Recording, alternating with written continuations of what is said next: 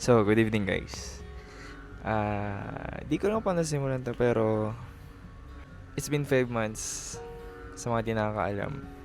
It's been 5 months na bago ako nagsimula ng mag-vlog. Today, pakabilis ng araw. Sa 5 months span is nag-improve tayo, Mark? Nag-improve tayo, Mark. Though, hindi naman siya biglaan. I mean, hindi siya biglaan na progress. Kasi nga progress nga, di ba? 5 months pa na yun, marami akong natutunan at mga bagay pa na binibuild up ko pa.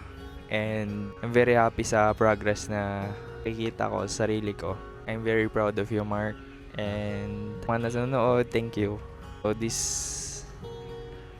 era ng buhay ko ngayon, alam niyo yung era ko ngayon, sa pagja-jogging, pagiging healthy.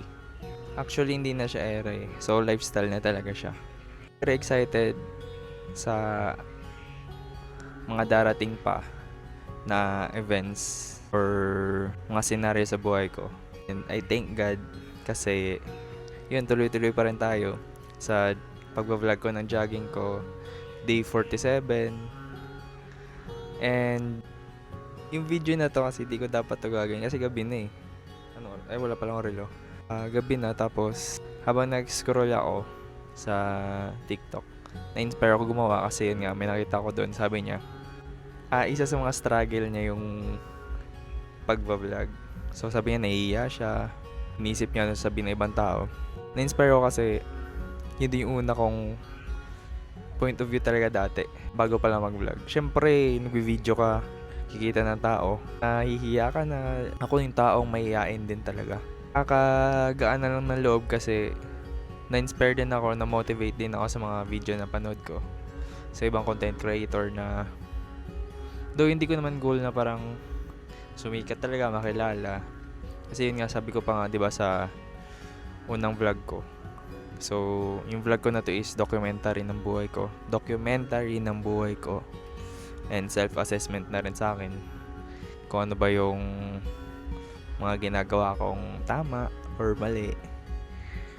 And syempre pag nga, sabi ko rin nga sa unang vlog ko, pag tanda ko, mapapanood ko siya or and reminisce ko yung mga memories na nangyari through video and photos.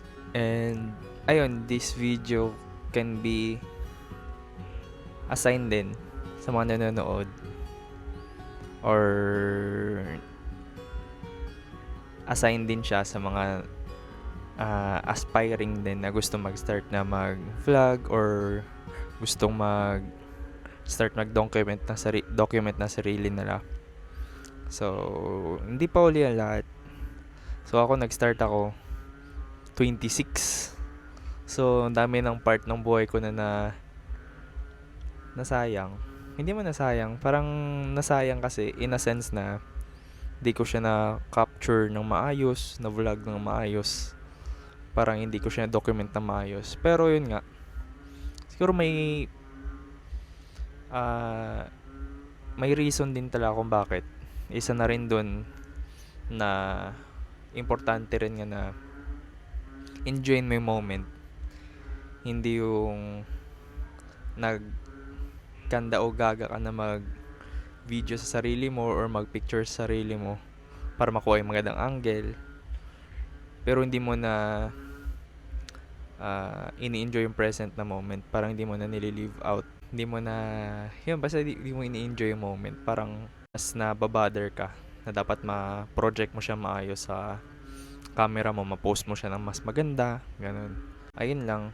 So, katulad na sinabi ko kanina, nakaka-excite sa ano pang journey or ano pang state, ano bang event na mga mangyayari pa sa susunod. So, ayun lang. Thank you sa panonood guys. Good night. Bye.